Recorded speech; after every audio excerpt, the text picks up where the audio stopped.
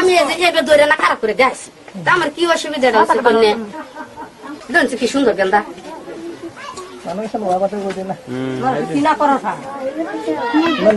রাখছি না আমরা জুনা বাসে যে জুনাবে রাখবো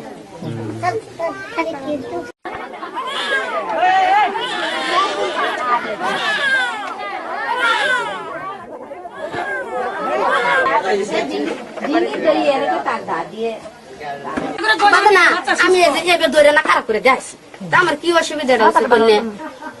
জানছি কি সুন্দর গেন্দা